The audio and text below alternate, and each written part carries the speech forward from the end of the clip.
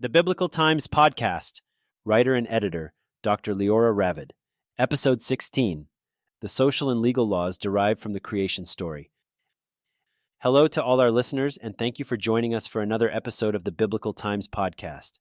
The next 3 episodes are dedicated to the 2 creation stories that open the Bible.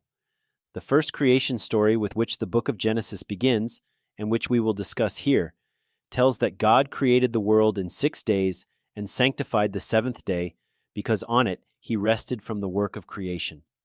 The second creation story in chapters 2 and 3 of Genesis focuses on the event that led to the expulsion of the first couple created by God from the Garden of Eden.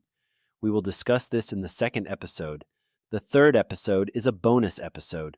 We will bring some of the ancient mythologies prevalent among the peoples of the ancient world, which also tell how the gods they believed created the world.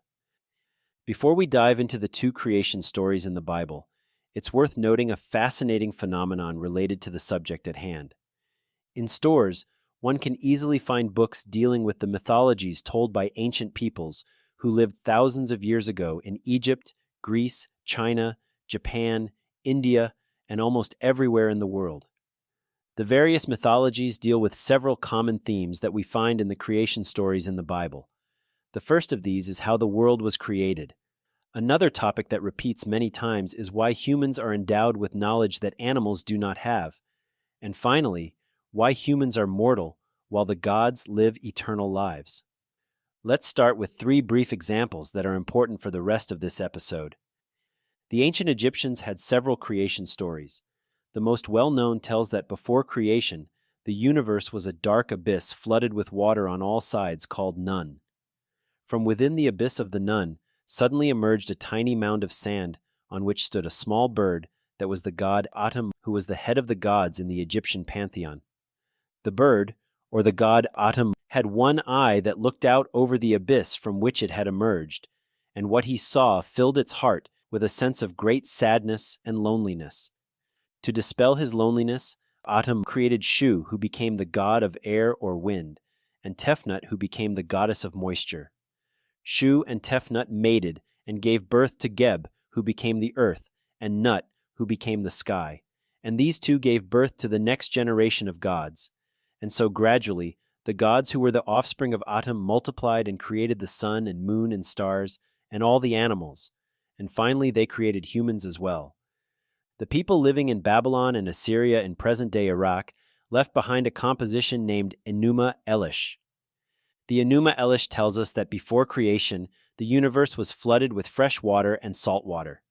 The god of fresh water was Apsu, which embodied the male element, and the goddess of the salt water, which represented the female element, was called Tiamat.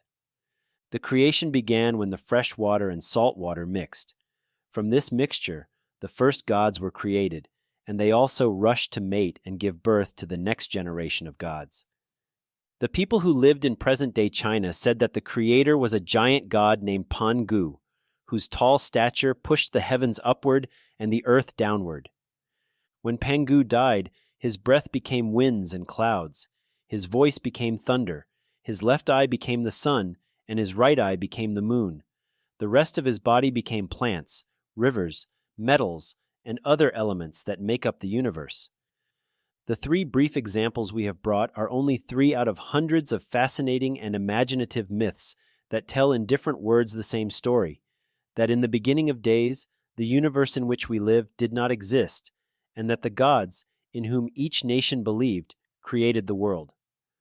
From an anthropological point of view, it is easy to explain why the ancients believed that there must exist a superhuman power that created the world and determined all the forces operating in it.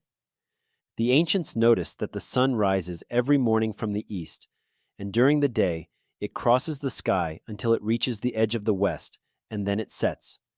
At night, they told, the sun was crossing the underworld and returning the next morning to its place in the east. They noticed the regular way in which the light of the moon fills and empties and the order of changing seasons. And they knew that flocks of birds returned to them at the beginning of winter or at the beginning of summer. So, the conclusion that somewhere up there must be a supreme power that created the universe and controls all the forces operating in nature is understandable. Of course, earthquakes, years of drought, or floods were interpreted as the wrath of the gods on humans, or as evidence that they fight each other in the heavens. The fact that the ancients attributed to the gods the creation of the world is not innocent and not banal. The hundreds of creation stories they left behind are unequivocal evidence that the ancients knew that there was a stage when the universe in which we live did not exist, and therefore they told how it was created.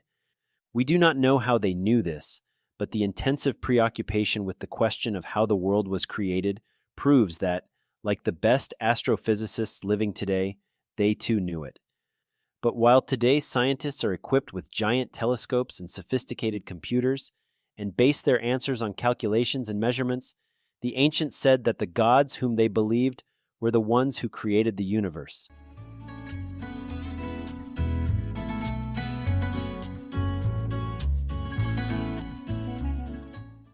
When we ask what the difference is between the hundreds of creation stories told by the ancients and the one that opens the book of Genesis, we immediately realize that the Bible says that God created the world in 6 days and rested on the seventh day. And this is not a small difference, it's a dramatic, super dramatic difference. As is known, for 6 consecutive days, God created the universe. And since on the seventh day he rested from all his work, he sanctified that day. Quote, "By the seventh day, God had finished the work he had been doing. So, on the seventh day, he rested from all his work. Then God blessed the seventh day and made it holy, because on it he rested from all the work of creating that he had done." Genesis 2:2-3. The fact that God created the world in 6 days and sanctified the seventh day, on which he rested from the work of creation, serves as a basis for many social laws that appear in the Bible, proving that social order was an integral part of creation. This fact stands in stark contrast to the creation stories told by the ancients, who also credited their gods with the creation of the world, but did not attribute to them even one single social law. We will discuss here only 3 revolutionary laws that are based on the sanctification of the seventh day of the world's creation.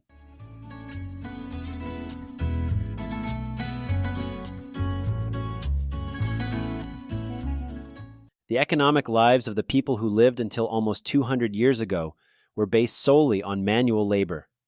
The poor, the slaves, and the children plowed the fields with small wooden hoes. They dug wells with their hands and dug canals to bring water to the fields. Wall paintings found in Egypt show miserable slaves carrying heavy sacks full of mud on their backs, from which they made bricks for building palaces and temples. The slaves in Egypt built the pyramids, the temples, and the palaces. In China, they built the Great Wall, and in Europe, they built huge cathedrals. Millions of slaves brought from Africa to the present-day United States worked in the cotton fields and built the railroads that connected the cities and countries of this wonderful continent.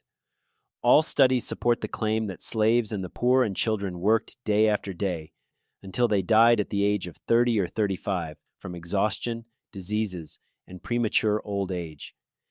This was a reality where slaves were property that could be bought and sold, and where the poor and children who started working at the age of 5 years were deprived of all civil rights. Based on the statement, "Then God blessed the seventh day and made it holy because on it he rested from all the work," the legislator of the Bible divided the endless sequence of working days into portions of 7 days, of 6 working days, followed by a day of rest. This division of days establishes a legal and moral position that prohibits endless and unrestrained slavery. Moreover, it establishes an unequivocal position that no person is completely without any civil rights. And for the first time in the history of mankind, it also included the right of working animals that plow the fields day after day and carry heavy loads on their backs to have a regular and orderly day of rest. It is important to emphasize that the society that lived in ancient Israel was not utopian. In Israel, too, there was a thin layer of rich people, while most of the population were poor farmers who barely made their living from the hard land on which they lived. And the Bible says in clear words that slaves and maidservants were also found in Israel.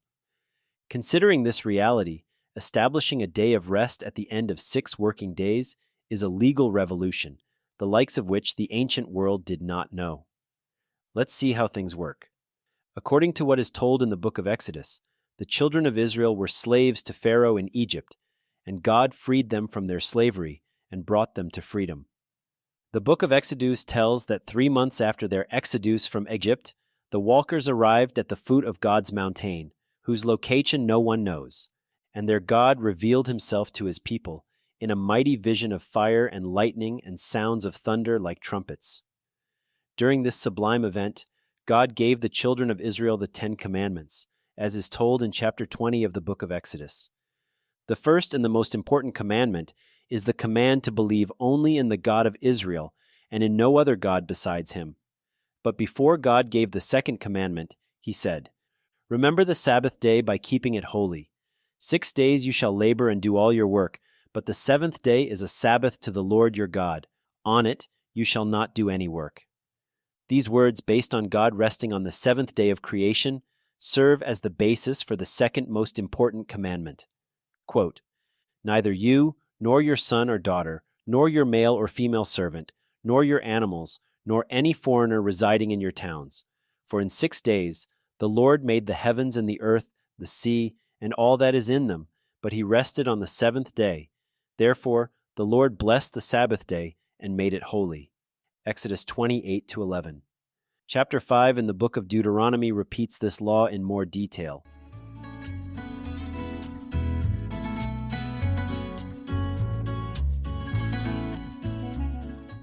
The first division of time derived from God resting on the 7th day of creation divides the infinite sequence of days into a portion of 7 days, with 6 workdays followed by a day of rest. The second division of time divides the infinite sequence of years into a portion of 7 years, and it is important to explain the reason for this.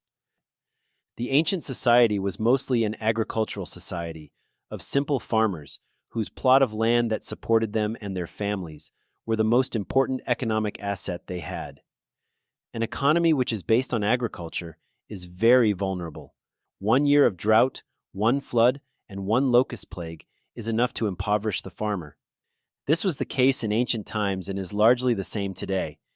Yet today, there are insurances for cases of natural disasters, and in developed Western countries, the state often assists farmers in such cases.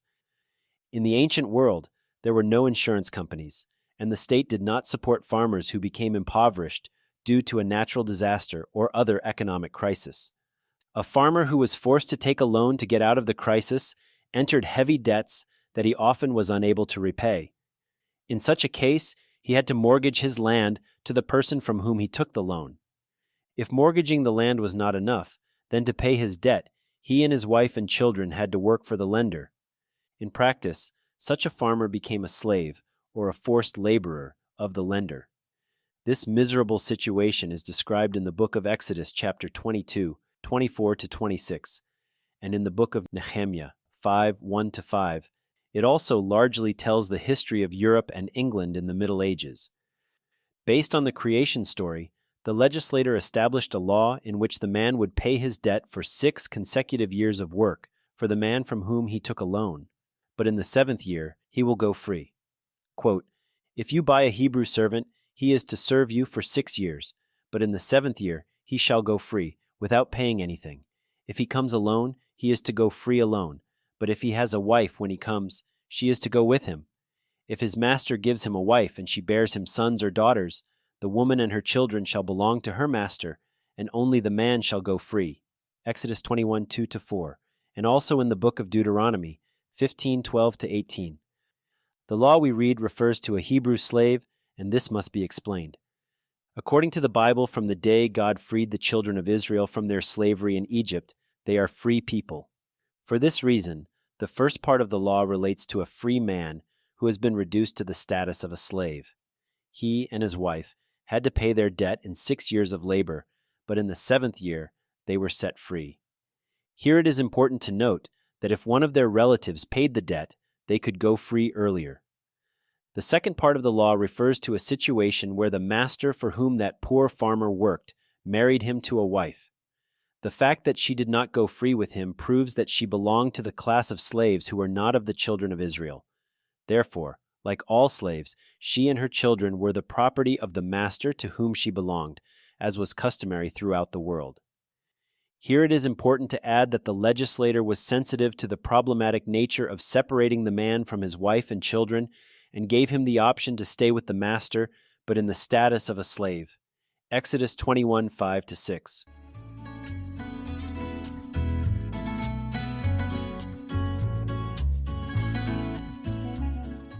The third division of time divides the sequence of years into portions of 49 years, based on a multiplication of 7 times 7 years. The law we discussed earlier stipulates that a person facing economic catastrophe is obliged to mortgage their land to repay his debt. If mortgaging the land was insufficient, the debtor and his wife were required to work for 6 consecutive years to pay off the remaining debt. The third law addresses the case where, after the couple was set free, their land remained mortgaged to the lender and continued to pay off the remainder of the old debt. In an agricultural society, a family that lost its land could never recover economically. Therefore, the third division of time is based on a multiplication of 7 years by 7 years. At the end of 49 years, the land is released and returned to their ownership. Let's read the law and then explain it. Count off 7 Sabbath years, 7 times 7 years, so that the 7 Sabbath years amount to a period of 49 years. Consecrate the 50th year, and proclaim liberty throughout the land to all its inhabitants. Each of you is to return to your family property and to your own clan. Leviticus 25, 8-10. The law we read stipulates that in the 50th year, all debts are erased, and all the lands in Israel are returned to their original owners. This law has 2 important purposes. Most probably the man who took the loan 50 years earlier was no longer alive, but his children and grandchildren were alive, and returning the land to them allowed them to rehabilitate their economic lives. An additional purpose of this law was to prevent a situation where land legally pledged would permanently become the property of the creditor, as happened in Europe during the feudal period, where kings and wealthy individuals exploited the distress of the poor and took over their lands. Let's summarize what we said in this episode. The ancients left behind hundreds of stories describing how their gods created the world, the animals, and humans. For the world to function in an orderly manner, the gods established laws for it, which explain why the sun always rises in the east and sets in the west, and why after the winter comes spring, followed by summer, and so on. However, none of the creation stories tell that, as part of creation, their gods established laws regulating human social life. By contrast, the 3 laws we discussed here are an integral part of creation.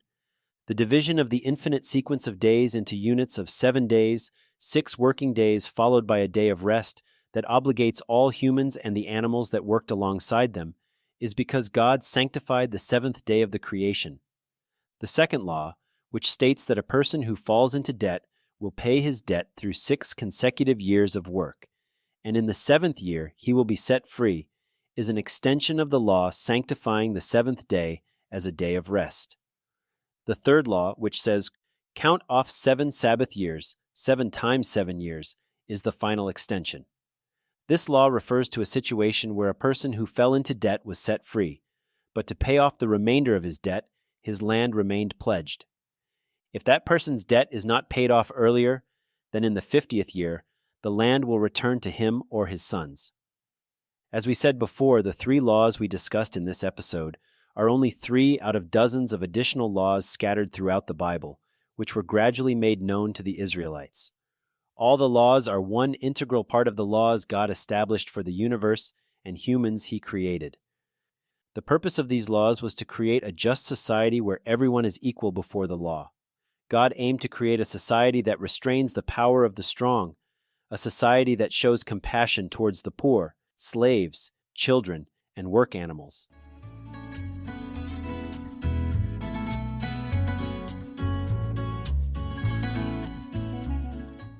Now we'll tell you what we'll discuss in the next episode, but first, we'll preface by saying that we need the help of our listeners to produce more episodes. The production of this podcast requires expertise in various fields, in which our listeners are present in each episode. Dr. Ravid has extensive historical, legal, and societal knowledge, as well as expertise in the ancient Hebrew in which the Bible was written. Producing this podcast is particularly expensive, also due to the need for assistance from various professionals. Those willing to support this unique project are welcome to visit our website, which was designed by Omer Binder, and contribute through our Patreon page or buy us a coffee. Those interested in purchasing Dr. Ravid's book Daily Life in Biblical Times can do so through our podcast's website. The book examines the actions of biblical heroes considering the social and legal norms that existed in their time, which obligated them to act in the way they did. Ravid's book contains translations of numerous puns and wordplays that offer additional insights into the stories, which are lost in the English translation. In the next chapter, we will discuss the second creation story, which focuses on the act that led to the expulsion of Adam and Eve from the Garden of Eden. We will ask why God forbade them to eat the fruit of the tree of knowledge of good and evil. After all, thanks to eating the forbidden fruit, humans can recognize the existence of God, understand His words, and fulfill His commandments. If so, what is the logic behind the prohibition of eating this special fruit, and what purpose does it serve in understanding the Bible? We will discuss these questions and many more in the next episode. The third episode is a bonus, in which we bring charming myths that were prevalent in the ancient world, which are related to the story of what happened in the Garden of Eden. Until next time, goodbye and all the best, and please recommend our podcast to friends and relatives.